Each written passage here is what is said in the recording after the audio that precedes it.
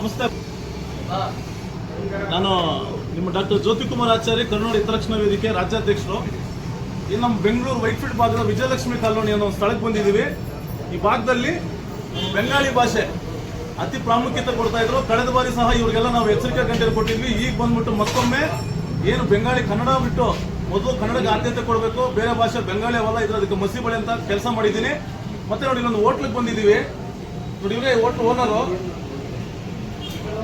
ಸ್ವಲ್ಪ ಏನ್ ನಮ್ಮ ಜನ ಸ್ವಲ್ಪ ಯೋಚನೆ ಮಾಡಬೇಕು. ನಮ್ಮ ರಾಜ್ಯಕ್ಕೆ ನೀವು ವ್ಯಾಪಾರಕ್ಕೋಸ್ಕರ ಬರ್ತೀರಾ, ಇಲ್ಲಿನ ಸಂಸ್ಕೃತಿ ಅಂತೂ ಹಾಳು ಮಾಡಿಬಿಟ್ಟಿದ್ದೀರಾ. ಮತ್ತೆ ಇಲ್ಲಿನ ಏನೊಂದು ಸ್ವಚ್ಛತೆಯನ್ನು ಹಾಳು ಮಾಡುವಂತ ಪರಿಸ್ಥಿತಿ ಇವತ್ತು ಬಂದಿದೆ. ನೋಡಿದ್ರೆ ಯಾರಾದ್ರೂ ಹೋಟ್ಲು ಅಂತ ಹೇಳ್ಬಿಟ್ರೆ ಊಟ ಮಾಡೋಕ್ಕೂ ಸಹ ಮನಸ್ಸು ಬರಲ್ಲ. ಇವರು ಏನು ಹೋಟ್ಲು ನಡೆಸ್ತಾ ಇದ್ದಾರೆ, ಇದ್ರ ವಿಚಾರ ನಮ್ಗೆ ಯಾವುದೇ ತರದ ಆಕ್ಷೇಪ ಇಲ್ಲ. ಆದ್ರೆ ನಡೆಸಂತ ರೀತಿ ನೋಡಿ, ಇವತ್ತು ನೋಡಿ ಗಲೀಜ್ ನೋಡಿ, ಇಲ್ಲೇ ಪಕ್ಕದಲ್ಲೇ ಊಟ ಮಾಡೋಂಥದ್ದು ನೋಡಿ. ಯಾವ್ದಕ್ಕೂ ಇದಕ್ಕೊಂಥರ ಇದಕ್ಕೆ ಮುಚ್ಚಂತ ಕೆಲಸ ಯಾವ್ದು ಮಾಡ್ಲಿಲ್ಲ. ಎಲ್ಲ ಅವ್ರ ಇಷ್ಟ ಬಂದಂಗೆ ಎಲ್ಲರೂ ಬಿಸಾಕ್ಬಿಟ್ಟಿದ್ದಾರೆ. ಒಳಗಡೆ ಇಲಿಗಳು ಸಹ ಇದೆ. ಇದನ್ನ ಆಹಾರ ಅಧಿಕಾರಿಗಳು ತಮ್ಮ ಗಮನಕ್ಕೆ ತಗೋಬೇಕು. ಯಾಕಂತ ಹೇಳಿದ್ರೆ ಸಾರ್ವಜನಿಕರು ಇಲ್ಲಿ ಸ್ಥಳೀಯವಾಗಿರ್ಬೋದು, ಎಲ್ಲ ಇಲ್ಲಿ ರೋಗಿಗಳು ಬಂದು ಇಲ್ಲಿ ಊಟ ಮಾಡ್ತಾರೆ.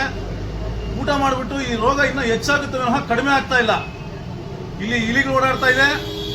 ಏನು ಹೋಟ್ಲುಗಳಲ್ಲಿ ಸ್ವಚ್ಛತೆ ಅನ್ನೋದು ನೀವು ಬಂದೊಂದ್ಸಲಿ ಗಮನಕ್ಕೆ ತಗೋಬೇಕು. ತಮ್ಮ ವಿಡಿಯೋ ಮುಖಾಂತರ ಎಲ್ಲ ತೋರಿಸ್ತಾ ಇದ್ದೀನಿ. ನೋಡಿ, ಇಲ್ಲಿ ಪಕ್ಕದಲ್ಲಿ ಎಷ್ಟು ಗಲೀಜಾಗಿ ಇಟ್ಕೊಂಡಿದ್ದಾರೆ ಅಂತ ಹೇಳಿದ್ರೆ, ಸ್ನೇಹಿತರು ಸ್ವಲ್ಪ ತೋರಿಸಿ ಅದನ್ನ. ಅಲ್ಲಿ ಪಕ್ಕದಲ್ಲಿ ಅಲ್ಲಿ ಆ ಕಡೆ ತೋರಿಸಿ ನೋಡಿ. ಈ ತರ ಎಲ್ಲ ಹೋಟ್ಲಿಗೆ ಇಟ್ಕೊಂಡು ಇವ್ರು ಊಟ ಮಾಡಕ್ ಬಂದ್ರೆ ಇಲ್ಲಿ ಏನಾದ್ರು ತೊಂದರೆ ಆಗಂತ ಸಂಭವ 99% ಇದೆ. ದಯವಿಟ್ಟು ಆಹಾರ ಅಧಿಕಾರಿಗಳು ನೋಡಿ, ತಾವು ಗಮನಕ್ಕೆ ತಗೊಂಡು ಬಂದು ಇವ್ರದ್ದು ಏನ್ ಲೈಸೆನ್ಸ್ ಏನಿದೆ, ಇವ್ರಿಗೆ ಲೈಸೆನ್ಸ್ ಏನು ಇದ್ದಂಗಿಲ್ಲ. ಇವ್ರು ಏನು ಲೈಸೆನ್ಸ್ ಕೊಟ್ಟಿದ್ರು ರದ್ದು ಮಾಡಬೇಕು, ಇಲ್ಲಾಂದ್ರೆ ಇವ್ರ ವಿರುದ್ಧವಾಗಿ ಕ್ರಮ ತಗೋಬೇಕು ತಾವು ದಯವಿಟ್ಟು. ಇಲ್ಲ ಅಂತ ಹೇಳಿದ್ರೆ ಅಧಿಕಾರಿಗಳು ವಿರುದ್ಧವಾಗಿ ನಾವು ಹೋರಾಟವನ್ನ ಮಾಡ್ತೀವಿ ಅಂತ ಹೇಳ್ತಾ ಈ ಸಂದರ್ಭದಲ್ಲಿ ತಿಳಿಸ್ತಾ ಇದ್ದೀನಿ.